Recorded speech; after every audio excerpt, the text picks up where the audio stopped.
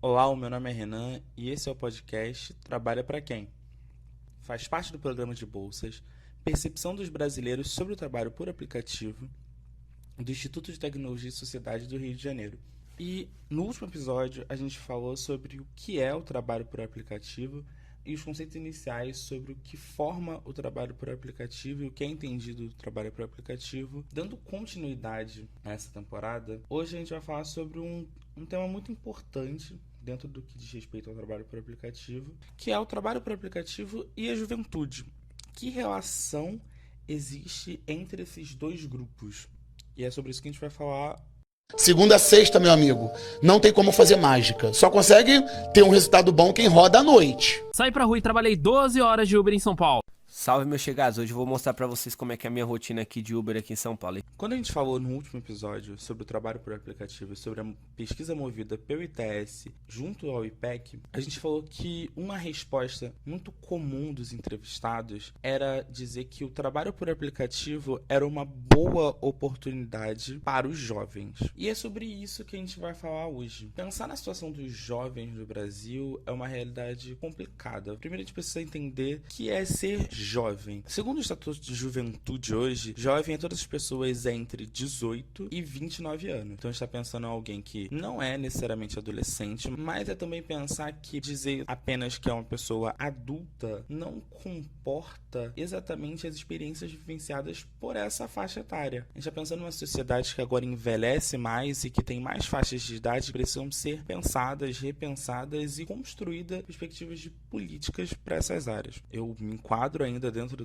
da juventude e pesquiso pessoalmente perspectivas sobre a juventude, mas pensando ações afirmativas, como os jovens têm sido afetados pelas ações afirmativas. Mas quando a gente fala sobre o campo do trabalho, diferente do campo educacional, a gente tem um grande desafio a falar sobre a juventude. De novo, é importante a gente dizer que quando os brasileiros são perguntados e eles respondem que o trabalho por aplicativo é uma boa oportunidade para os jovens, a gente está dizendo sobretudo que o trabalho por aplicativo não exige experiência, por exemplo, que é algo que muitos trabalhos, ainda que iniciais, vão cobrar desses jovens e vão jogar eles no limbo eterno entre eu preciso de um emprego para ter experiência, mas eu preciso ter experiência para ter um emprego. E não conseguindo suprir esses requisitos, ele vai precisar arrumar um meio para conseguir dinheiro, para ter alguma remuneração, para conseguir se manter em sociedade ou até mesmo para conseguir aumentar o seu nível de qualificação para conseguir um emprego. Então o trabalho por aplicativo entra como essa fonte nova porque os requisitos para ingressar dentro desses aplicativos muitas vezes é mínimo. A gente pensa em trabalhos que exigem carros ou motos, mas é pensar que a juventude está sobretudo nos trabalhos que não exigem esse tipo de requisito. Como a gente disse anteriormente, o trabalho por aplicativo se caracteriza sobretudo com o trabalhador arcando com todas as responsabilidades e custos do trabalho. E o que implica no trabalhador cumprir com todos esses custos do trabalho? Ele precisa, em alguns casos, em algumas zonas remunerativas, de algum investimento inicial para conseguir ingressar dentro dessa carreira. Só que quando a gente fala sobre os jovens, a gente está falando muitas vezes de pessoas que não têm de onde tirar esse dinheiro para investir em um aluguel de um carro, ou pensar, antes ainda de ter um carro, pensar numa carteira de motorista, mas a gente vê que os jovens têm se agrupado em condições ainda piores de trabalho e que exigem um maior esforço físico e um menor custo inicial. Então a gente está pensando hoje, por exemplo, nos chamados bike boys ou os trabalhadores de bicicleta. Algumas pesquisas já foram feitas com os trabalhadores de bicicleta e quando a gente fala sobre trabalhar por bicicleta, trabalhar com entrega, seja de lanches, seja de encomendas, a gente está pensando nesse grande esforço físico que muitas vezes não pode ser feito por pessoas mais velhas que estão trabalhando em táxis e em carros de aplicativo, mas que os jovens acabam se prestando a fazer por entender que é uma das poucas oportunidades que eles terão. E quando a gente diz isso, a gente percebe que esse jovem faz pensando nas possibilidades que esse trabalho vai proporcionar para ele em outros setores da vida. a gente vê que esses trabalhadores acabam ingressando por não terem outra oportunidade e por precisarem manter outras oportunidades. A gente observa que esses trabalhadores ingressam pensando nas faculdades que eles precisam manter e utilizando do horário flexível para conseguirem conciliar outros ramos da vida, mas só que, como a gente disse no episódio anterior, o horário flexível tem se tornado cada vez menos flexível, não necessariamente por não poder escolher os horários que se trabalha, mas pela carga horária de trabalho ter crescido em consideração às horas do dia disponíveis para fazer outras coisas.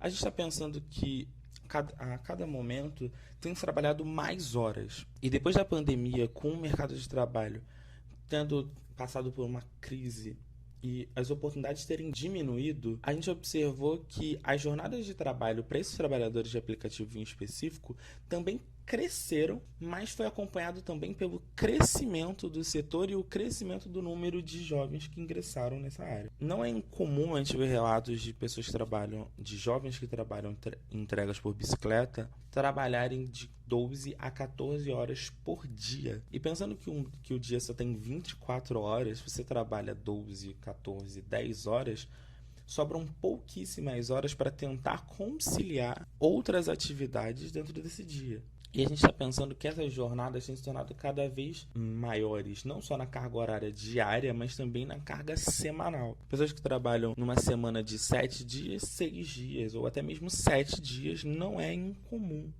dentro dessa categoria. Quando o ITS pergunta na pesquisa se o trabalho por aplicativo oferece boas condições de segurança para os trabalhadores, a maioria responde que concorda totalmente ou concorda em parte com essa afirmação. Só que quando a gente vai analisar as taxas de mortalidade ou ainda de esgotamento desses trabalhadores, a gente percebe que essa perspectiva é mentira. O trabalho por aplicativo hoje não oferece boas condições de segurança para os trabalhadores, muito pelo contrário. Segundo pesquisa feita em São Paulo, o crescente número de trabalhadores por bicicleta também foi acompanhado do número crescente de mortes de pessoas em bicicletas, sobretudo trabalhadores. Quando a gente questiona se os aplicativos geram segurança a esses trabalhadores, a tendência das respostas é dizer que sim, existe alguma segurança, pensando na segurança física desses trabalhadores. Quando a gente vai entender a realidade por trás dessa afirmação, a gente entende que, na verdade, não tem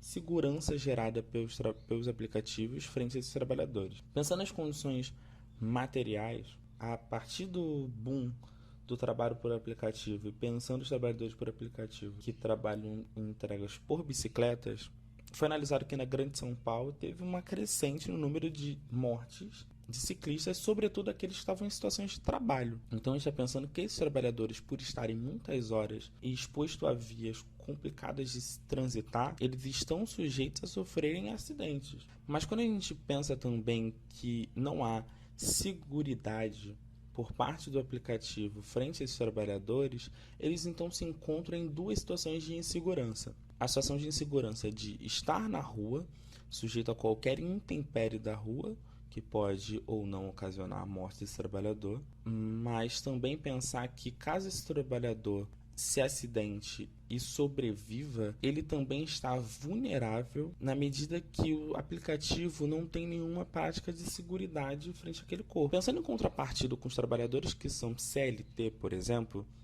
o trabalhador por aplicativo, quando se machuca, perde qualquer renda que ele tinha, porque a renda que ele faz depende do seu trabalho e das suas horas trabalhadas, mas não gera nenhuma seguridade. Enquanto o trabalhador CLT que se machuca no trabalho ou ainda no caminho até o trabalho, consegue, por meio de benefícios do governo, se manter afastado do trabalho para tratar aquela doença e retorna depois do tempo previsto de recuperação ao trabalho com a estabilidade de conseguir se manter naquele cargo. Então a gente está pensando que o afastamento de quem adoece no trabalho CLT é remunerado, é segurado e dá condições para que aquela pessoa se trate, mas o afastamento de uma pessoa que trabalha por aplicativo pode gerar, na verdade, o maior adoecimento daquele corpo. Pensando que não só o adoecimento físico gerado por alguma lesão, lesão, pensando uma pessoa que quebra a perna, uma pessoa que luxa a perna, torce o pé, a mão, ou qualquer coisa dentro desse campo, mas também pensando no adoecimento psíquico dessa pessoa, pensando na ansiedade gerada por ela ver as contas chegarem, por exemplo, e não ter condições de pagá-las. Porque se ela não trabalha, ela não tem renda. Ela não tem outra fonte de renda de onde tirar, porque o trabalho dela depende do corpo. Então a gente está pensando que a seguridade do trabalho por aplicativo é nenhuma. Mas também existe outra falácia que a gente está pensando no trabalho por aplicativo, que é que ele gera uma boa remuneração. As pessoas concordam em partes ou totalmente que o trabalho por aplicativo oferece uma boa remuneração para o trabalhador. Mas quando a gente analisa, por exemplo, o trabalho desses jovens, a gente vê que eles estão tirando, sobretudo, um salário mínimo ao mês, que a gente não consideraria, por exemplo, uma boa remuneração. Então a gente está pensando que esses jovens estão ganhando o que a grande maioria dos trabalhadores faz, pensando que o salário mínimo é a base para qualquer contratação de trabalho hoje, no regime CLT, mas eles trabalham em média 12 horas ao dia, trabalhando todos os dias. Então, a gente está vendo que existe uma percepção vendida do trabalho por aplicativo, mas que não condiz com a realidade vivenciada por aqueles que trabalham nos aplicativos. Também, quando perguntados, as pessoas associam o trabalho por aplicativo a também uma oportunidade para quem fica desempregado. Então a gente está pensando em dois ramos que se entrelaçam, sobretudo, que é os jovens e os desempregados. Porque existe uma taxa considerável de jovens que se encontra nessa situação, que não encontra trabalho e que também não está dentro do sistema educacional, que a gente chama de geração nem estuda e nem trabalha. E eles veem no trabalho por aplicativo uma oportunidade de ingressar no mundo do trabalho. Só que, quando a gente pensa que é uma condição para esses dois grupos que estão em estado de vulnerabilidade, a gente esbarra numa conceituação da sociologia, que é o Exército de Trabalhadores da Reserva, que explica, sobretudo, por que pessoas se submetem a essa condição de trabalho. O Exército de Trabalhadores de Reserva é uma perspectiva da sociologia do trabalho, pensando ainda nas origens marxistas desse termo, pensando em Karl Marx, quando ele escreveu sobre isso, que são trabalhadores que estão à disposição do mercado de trabalho, porque eles não encontraram vagas para ingressar, mas que estão à espreita porque eles precisam de trabalho. E por precisarem de trabalho para se manter, eles acabam aceitando condições piores de trabalho. Por exemplo, quando as pessoas são perguntadas de quem elas acham que deveria fornecer equipamentos para que as pessoas trabalhassem, a ampla maioria responde que a empresa deveria ser responsável por oferecer essas condições. Então, o Uber deveria ser responsável por oferecer o carro, o iFood deveria ser responsável por oferecer a bolsa, a bicicleta, a moto. Mas quando a gente vai entender como esses aplicativos funcionam, eles não se propõem em momento algum a oferecer gratuitamente esse serviço.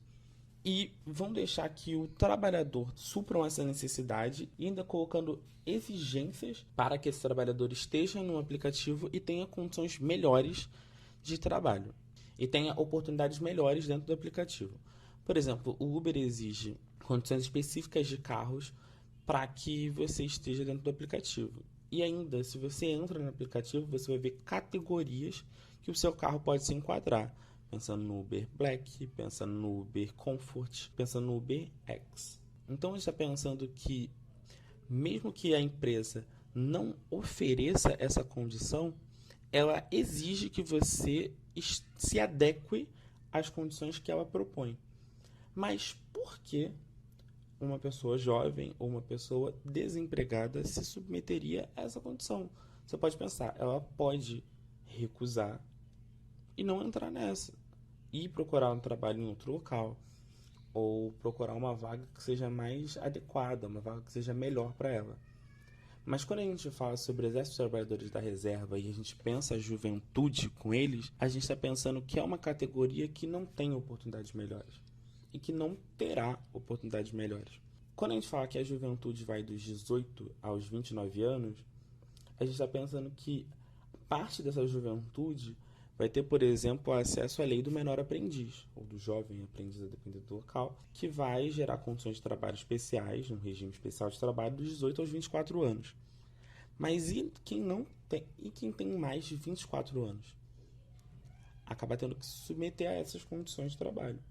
Então, a gente está pensando que, quando a gente fala sobre esse grupo de trabalhadores, apesar da gente entender que as condições de trabalho são ruins, são desfavoráveis, a gente entende também que não tem outra opção para que eles acessem. As opções que são dadas e que eles aceitam é porque a necessidade obriga que esses trabalhadores aceitem. Porque na medida que você tem a opção de ou passar fome ou trabalhar 12 horas por dia, que opção você faz?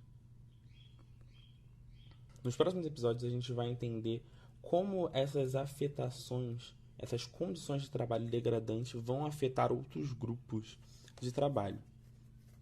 E o que isso implica nas condições de trabalho hoje no Brasil. É isso. Tchau!